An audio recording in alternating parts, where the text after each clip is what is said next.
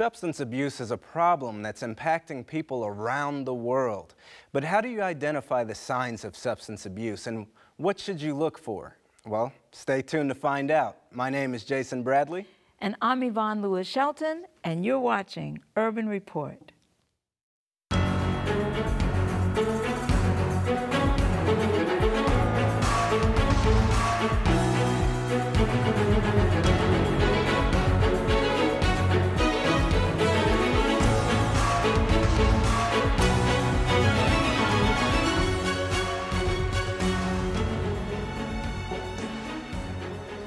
Hello and welcome to Urban Report. I'm your host, Jason Bradley, and I'm so happy that my lovely co-host, my mom, also known as Yvonne Lewis Shelton, is joining me today. It's great to have you. Thank you, Jay. It's great to be here. And it's wonderful to have our guest, Michelle Bertinetti, and we are back for part 2 of Hidden in Plain Sight. Welcome back. Thank you so much for having me back. Oh, you gave us such great information in part 1, and if you missed part 1, make sure you look it up on YouTube. We're going to put it up on our YouTube channel. And our YouTube channel, for ththose that don't know, is www.youtube.com/D2D Network TV. Ooh, okay, we have to have that up on the screen. Oh yeah, they'll add that. But yeah, part 1 was so informative that we really wanted to have you for a part 2, because as a parent, I know that when my kids were coming up, there were things going on that I really did not know about. Jason has a very interesting testimony, and Jay, just give us a little bit of what happened for those who don't know a little bit of your journey, because that really has something to do with what we're here for today. Okay. Well, I'll try and keep it brief. Yeah. Okay, so my mom raised me in the church, and then at the age of 14, I decided that that didn't really apply to my life, or at least I didn't think it did. I didn't feel like it did. You know, the Bible says by beholding we become changed, and so I started beholding all the wrong things. I started listening to the wrong types of music that was glorifying drug use and the sale of narcotics and all those things. I started watching movies that dealt with the sale of narcotics and glorifying drug use and alcohol use, just substance abuse across the board. And I started hanging out with some of the wrong people. But I had to live a double life because I couldn't let her know what was going on, you know. And so I had to come up with different little ways, and some of these things that I see on the table are some of the things that I used to use. There's, you know, smoker kits and these different types of things to try and disguise the use of narcotics and marijuana and all of these things. And so I started using that. Anyway, I started smoking marijuana as a gateway drug. Later on down the line, got into ecstasy, and then I also started selling narcotics and stuff for a little while. Got arrested and was facing a potential 15 years in prison. And the Lord blessed me to not have to go that route as my first offense. So I was able to take a plea deal. And that was my rock bottom, and that was the last time that I touched drugs.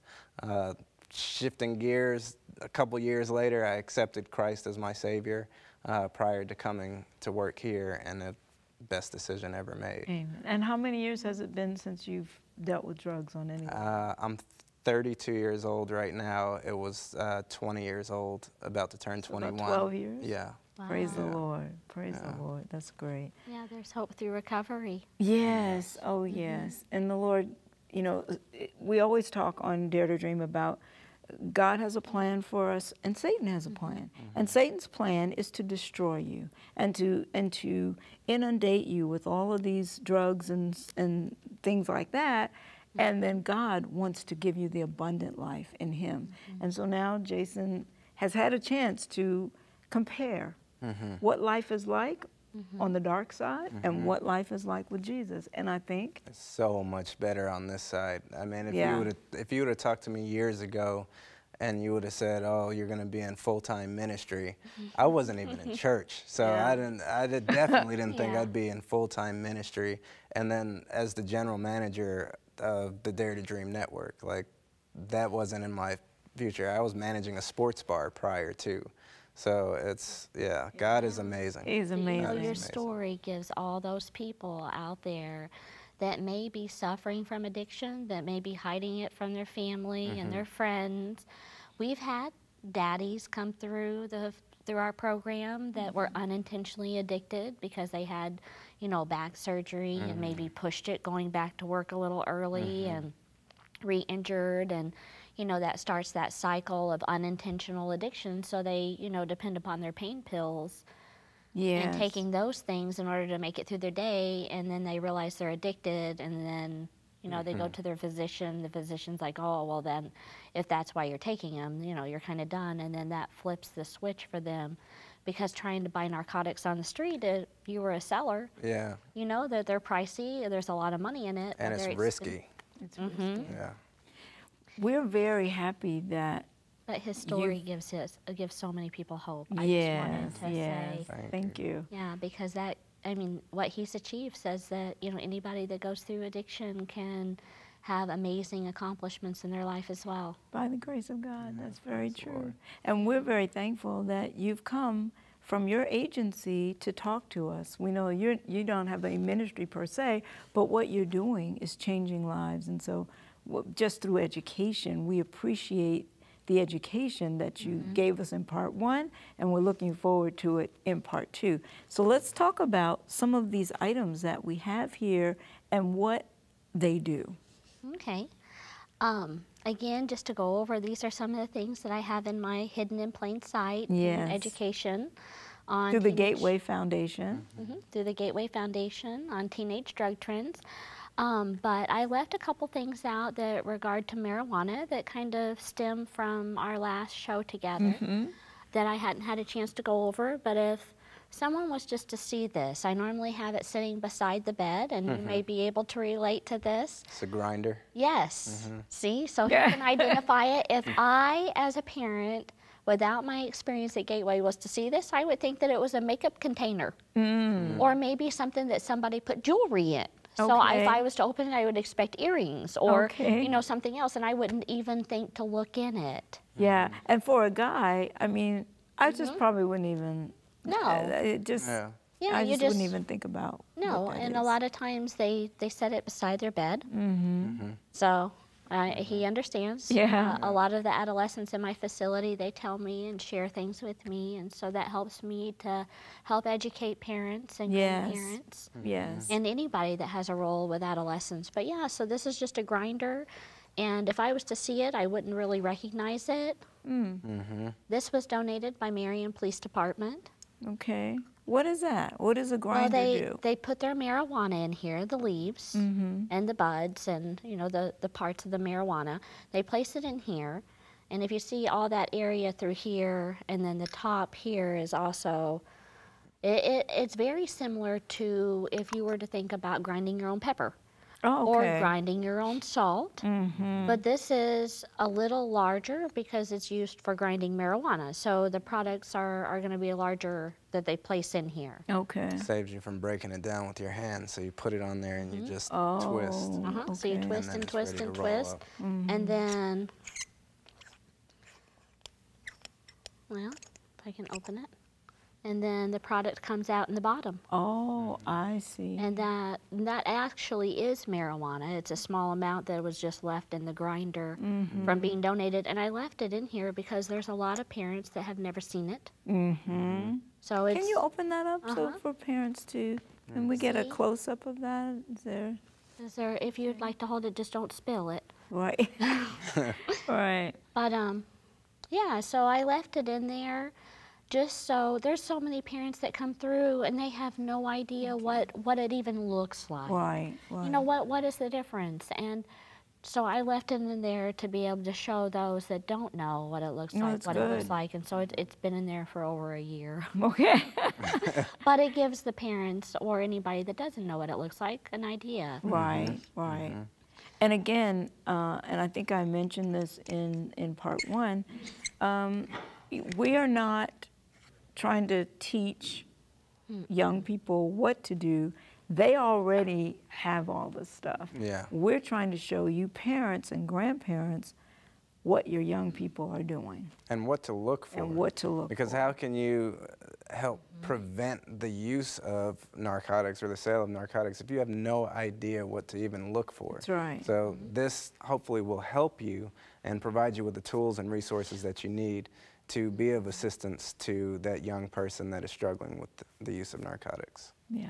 Yeah, that's such a very good point, because that's the purpose of this whole Yes, thing. absolutely. If somebody can catch their adolescent or their teenager at the beginning stages or the experimental stages, they can totally change that direction and help guide them in the right way. That's right. So they don't continue on that negative path. That's right. That's right. So, what are some more things we've got here? well, I always talk to parents too about, I set up a mock teenage girl bedroom, so I have a lot of girl things in here, but I can also reference different things for guys. But these are rolling papers, so you know, they're just sitting there, and if nonchalantly amongst other things. So you could think they're end papers, right? Yeah. I mean, you know, like for the ends of your hair. Oh yeah, for whenever you, whenever you, roll your hair and that those type could of be thing. end papers. But they're Different references. yes, I guess. so different, different uses. But these are actually used to smoke marijuana. They'll pull out a paper and they'll line it with the marijuana and roll it up just like they would a cigarette if somebody was making their own cigarettes. So rolling papers are a sign of possible drug use. Okay. Another thing too that I talk to parents about is checking the makeup containers. So they'll use whatever they currently have a lot of times, you know, whatever's easily at their disposal. Right. So here's a makeup container. If you look in this direction, it looks like makeup. If you flip it over, that looks like marijuana. Oh. So, and then for girls, they'll use makeup containers, but boys hide things in things that boys use, like deodorant and things like that. So they may hide things in deodorant containers. So I just talk to parents to, you know, if they start seeing little signs whenever they're looking, to check the regular use things that could be used as containers as well. Right. And then in here, I have some ping pong balls. And I normally talk to parents that ping pong balls for teenagers could be a sign. So if your child hasn't signed up for, you know, the ping pong league at high school, right. or, you know, you haven't recently purchased the ping pong table for the kids to play, Right. but all of a sudden they've got all kinds of ping pong balls laying around. They've got them in their backpack. They're going to have them in their bags. They may have a few just laying around here and there. That's a sign that they may be playing drinking games. Like what? How do you use that? Well, a lot of young adults and teenagers play drinking games. The majority of adolescents, if they consume alcohol, is normally binge drinking. For a grown adult, they may go out and have a glass of wine or something at dinner if they're partaking in alcohol. But for an adolescent, one, they shouldn't be having alcohol whatsoever. They're not of age, of legal age. And then two, whenever they drink, they typically binge drink, and that's multiple drinks within an hour. And so why ping pong balls are a sign of that is because they play drinking games. They set up cups, like red Solo cups or things like that, and they'll do shots. So they'll bounce the ping pong ball in if they make it. They make up their own rules. So, you know, it could be if they make it, as an example, then they don't have to drink, and everybody else at the table has to take a shot. Well, then you're already passing it on to somebody else that fast. See where the binge drinking kicks in. A long time ago, binge drinking has been around, and ping pong balls, playing the drinking game, has been around for a long time. That was around whenever I was in college.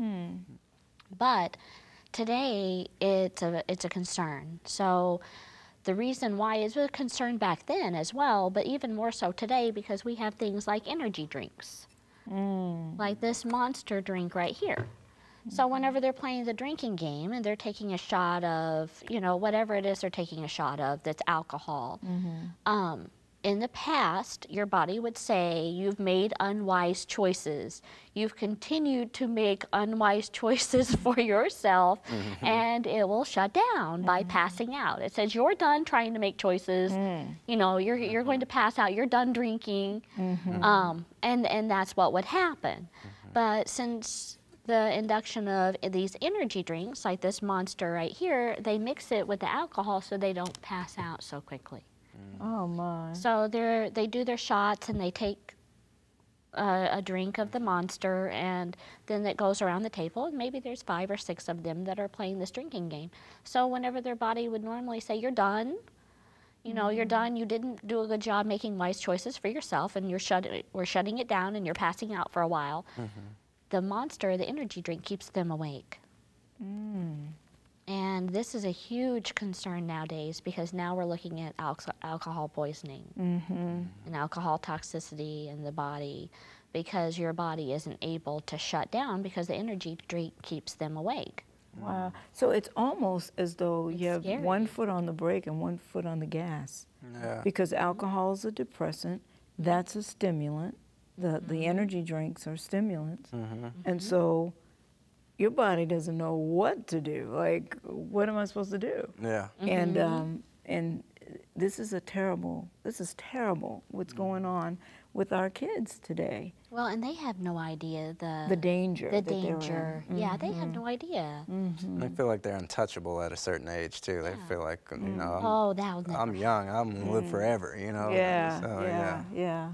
And one thing I hear from the teenagers at my facility all the time is they thought that would never happen to them. That they would never get They addicted. would never get addicted. I'm just going to smoke a little marijuana, but as we talked about that being a gateway drug for adolescents, you know, they never, that was never their intention. Not one of them said, I want to suffer from addiction and steal things from my mom and dad and make my family upset with me and you know, upset my friends and, you know, cause turmoil in my life. Not one of them said that they wanted all that. Yeah. Do you come across people that they're clearly addicted to marijuana, but they say, oh, I'm not addicted to marijuana, I can quit? And if they say that, well, why don't you quit then? The aspect of addiction to marijuana. Marijuana is different. There's a couple different things that your question brings to light to me. One, marijuana is different than it was 20 years ago. There's a much higher level of concentration of THC in marijuana today. And like Is it all grown that things- way or is it added to it? Well, actually, it's just like if you think about all of our vegetables. You know, there's additives to the growing. So you've got these, you know, instead of the tomato plant now making a couple of tomatoes here and there, now we add Miracle Grow. And now my tomato plant makes a whole lot of tomatoes, and it's still producing all the way up through September because I'm Miracle Growing once a week. And you know, so it's the same thing with the marijuana. So they've done things to alter its growth over the years, and so there's a much higher level of THC in marijuana today. And sometimes we've had people come through, adolescents come through our program, that their addiction to marijuana took them in some really negative pathways, similar to some of the more, you know, maybe more serious drugs. So we've had teenage girls that shared her story with me, and she was actually gone from her parents' home for 3 weeks smoking marijuana. Wow. She was absent from school. Her parents were afraid. They didn't know where their child was. Oh my. And then whenever she surfaced, she said, well, this is what I was doing. Well, they couldn't possibly imagine that be addiction or a problem, you know, because they didn't understand addiction and the changes and the things that are different from, you know, whenever they were kids. Back to in the now. day. Yeah. So they were just, you know, they grounded her and told her to, you know, make sure that she, you know, they worked with the teachers, they got her caught up on school, and 6 months later, a very similar experience. And so the parents, they couldn't understand this at all, but this teenage girl, she was 15, and she went through our residential treatment program for her addiction to marijuana. So that is possible nowadays. It's not as common or as easily to get addicted to as, say, heroin or some of our more serious like meth. You know, some of our serious things, it takes more use, but it also depends upon the individual and their genetic background, whether addiction runs in their family. There's so many factors. Adolescents and kids don't think about this. Right. And myself as a parent, I wouldn't either without my experience at Gateway. Yeah. Yeah. So, but with that road to addiction, that just, and people don't understand. So the parents were like, I just don't understand. I've told her many times to stop smoking marijuana. You know, I am just at my wit's end. She says she's going to, and then here we are again, and they're upset, and they don't understand the aspect of addiction. Now you mentioned meth. What are some signs of meth use? That's a very good question. Meth in Southern Illinois has actually increased over the last year. So we have a lot more meth coming through. It's referred to as ice. It's coming from Mexico. And people aren't making meth anymore, majority of the time. Oh, they're not. So they don't have a lot of meth labs around. Meth labs have decreased. Not that no one does, but that's majorly decreased, and it's actually rare. Okay.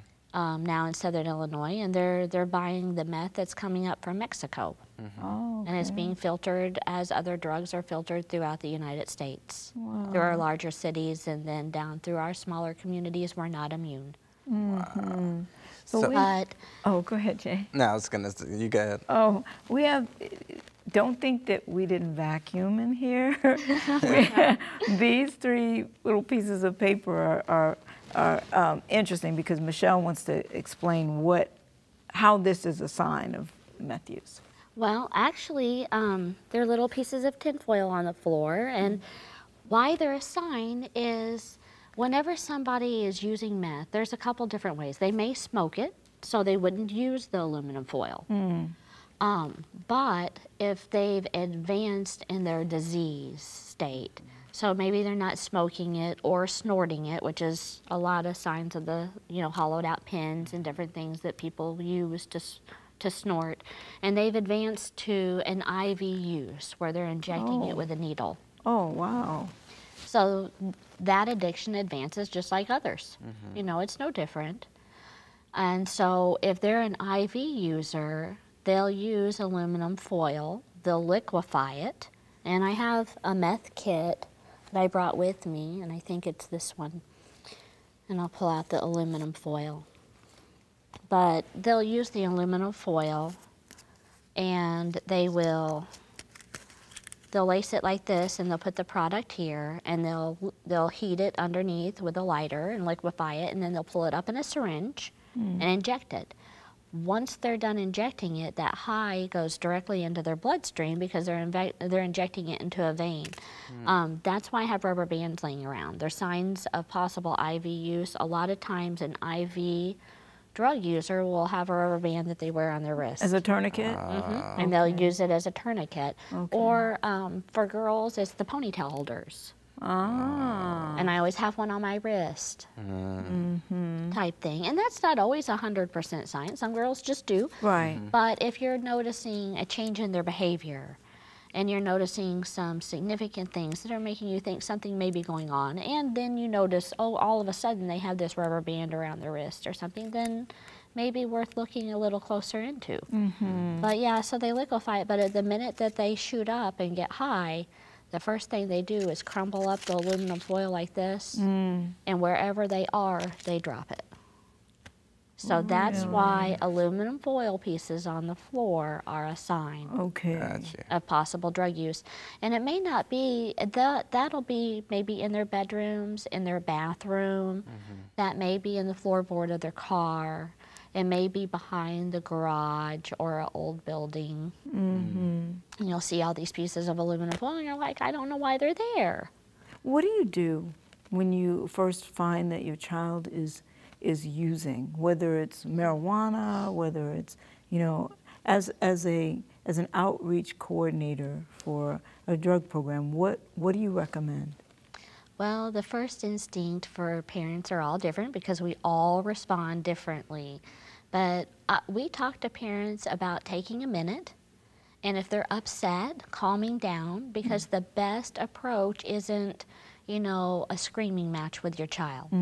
The best, most effective approach that you can take is from a concerned, caring parent. I found these things and I'm concerned and I care about you. Let's talk about it. Because then the child is not going to shut down on you and they're going to be more open because my mom cares. And as adults, you know, we've already researched it and contacted some people, and we all know things that children don't know regarding addiction and things like that. And so we can have that effective, meaningful conversation and really help steer our children if they need help. And you know, we want them to be honest. We don't want them to hide that, because the faster we can get them in for treatment and get them the right tools and education to make that life change, the better. If they're not and they're in the experimental phase, oh, what a blessing. Because, okay, they tried it a couple times. Yeah, that's, you know, it's kind of upsetting, but a lot of kids do. Statistics show that high rates of seniors, I think, I don't have my information, but it's in the upper 60s to 70%. High school seniors? High school seniors have tried something at some point in time, at least once. So with rates that high, the possibility that they may have tried something and you caught it at that stage, that's great. But it's to remain calm and to approach it from a concerned, caring perspective. Not a, you're grounded for life, I'm going to remove everything, you're going to learn not to do this, and I'm calling your grandma, and I'm telling people so that they'll talk to you too. You know, that's not the correct approach if you're wanting the result that we all want for our children.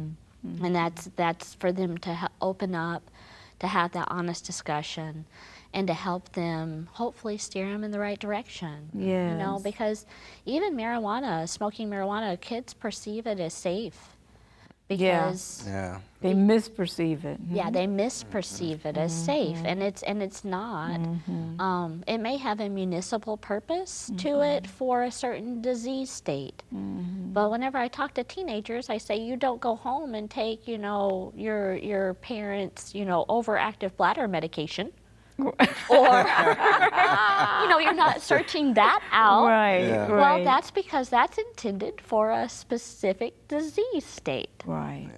And, you know, if marijuana was prescribed, it's for something severe to where the benefit would outweigh the risk. And for adolescents, it can actually pause their frontal lobe development. That's something I didn't even know as a teenager. No one told me that, you know, smoking marijuana could pause the development. And the frontal lobe is where you make your judgments. I can't believe our time is up. It's up. Oh my God. Michelle, thank you so much. Thank you so much for the opportunity to come back. Absolutely. I really appreciate it. And thank you. Thank you for joining us. Join us next time. And remember, it just wouldn't be the same without you.